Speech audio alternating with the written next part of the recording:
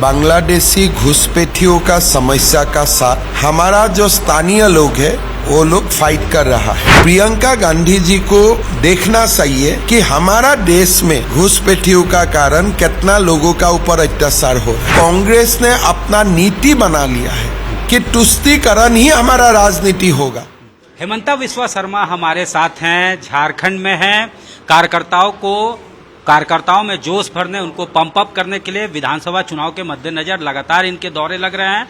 इस वक्त हमारे साथ इनसे सीधे बातचीत करते हैं। सर, बांग्लादेश वाला मुद्दा कितना बड़ा, बांग्लादेश के जरिए जो घुसपैठ हो रहा है उसको बीजेपी क्या इस बार चुनावी मुद्दा बनाने जा रही है, उसको रेकअप करेगी अपने तरीके से?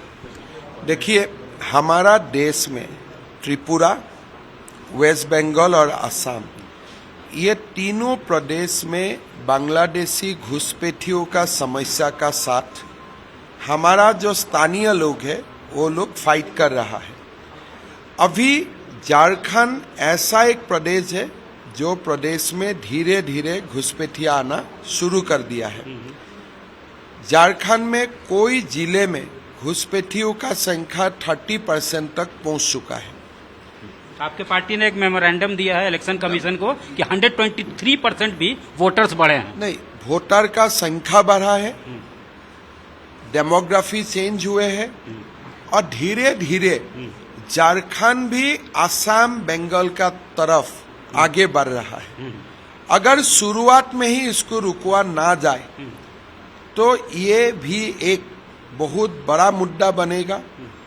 इसीलिए बीजेपी का प्रयास होगा कि जब हमारा सरकार होगा हम ये घुसपैठियों का खिलाफ हम काम करेगा, कानूनन काम करेगा और आदिवासी बेटियों और घुसपैठियों का साथ जो शादी होता है उसका ऊपर भी हमारा ट्राइबल एल्डर्स का अनुमति लेते ही ऐसा शादी हो, ऐसा भी व्यवस्था होना चाहिए, कानून होना चाहिए, ऐसा मेरा मानना है, मेरा व्यक्तिगत मानना है। सर, मुहर्रम के दिन प्रियंका गांधी ने ये कहा है, एक तो उन्होंने मुहर्रम की बधाई दी और उसके अलावा जो है उन्होंने ये कहा है कि फिलिस्तीन में वहाँ के लोगों के ऊपर काफ़ी अत्याचार और जुल्म हो रहा है। देखिए, प्रियंका गांधी जी को देखना चाहिए कि हमारा देश में घुसपैठियों का कारण कितना लोगों का ऊपर अत्याचार हो रहा है। कभी जो लोग पैलेस्टाइन का ऊपर स्पीच देते हैं, क्या कभी कश्मीरी पंडित का ऊपर बोलते हैं? तो ये जो एक कांग्रेस ने अपना नीति बना लिया है कि तुष्टीकरण ही हमारा राजनीति होगा, इसका साथ हमारे लोग एकत्रित भी होना पड़ेगा और कांग्रेस का जो मंशा है उनका खिलाफ में हमें संघर्ष भी करना पड़ेगा। सर, एक आखिरी सवाल ये है कि एक बड़ा बयान आया है, शुभेंदु अधिकारी ने यह कहा है कि सबका साथ सबका विकास नहीं, अब हमारे साथ जो हैं हम उनके साथ, और माइनॉरिटी मोर्चा जो उसकी ज़रूरत ही नहीं है उसको तो मेन बॉडी में शामिल कर लेना चाहिए। मोदी जी ने जो नारा दिया था कि सबका साथ सबका विकास, तो उनका ये साफ तौर से कहना है कि हमारे जो साथ हम उनके साथ। देखिए, बयान, बड़ा बयान आ रहा है। देखिए, कांग्रेस हमेशा विश्वास करता है कि जो हमारी साथ है उनका ही हम लोग साथ में हो। जैसे हमारा देश में कांग्रेस का सरकार आप जितना देखेगा, ये कांग्रेस सरकार क्या करता है, मुहर्रम का प्रोसेशन का दिन कुशल संदेश देगा लेकिन रामनवमी प्रोसेशन निकालने नहीं देगा। तो ये कांग्रेस का नीति है कि हम उसका ही साथ में हूं जो हमारा साथ में है। लेकिन मोदी जी का वो नीति नहीं है। मोदी जी बड़ा व्यक्ति है, एक स्टेट्समैन है।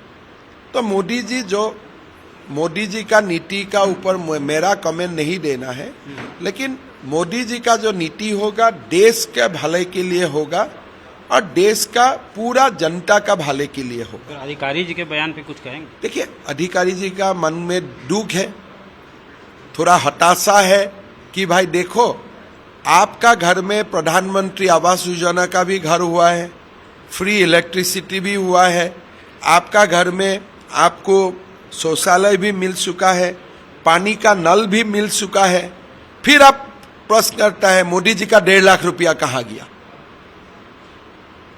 तो दिल में दुख होते हैं तो दुख का कारण बोलते हैं, लेकिन अल्टीमेटली हमें देश तो संविधान का हिसाब से ही चलाना है। उनका ये भी कहना है कि हम जो है उसको किसने, शुभेंदु जी ने कितना क्या बोला है उसका ऊपर मैं बहुत ठीक है, सरसा ठीक में है, नहीं जाऊंगा, लेकिन देश इमोशनल का ऊपर तो नहीं चलेगा, देश संविधान का ऊपर ही चलेगा। धन्यवाद सर, हमसे बात करने के लिए बहुत धन्यवाद। तो साफ तौर से इनका कहना है कि शुभेंदु अधिकारी शायद दुख और निराशा में इस तरह का बयान उन्होंने दिया है, लेकिन उनकी मंशा ऐसी नहीं रही होगी, ये दावा करते हैं। कैमरामैन राकेश तिवारी के साथ सत्यजीत कुमार, रांची, आज तक।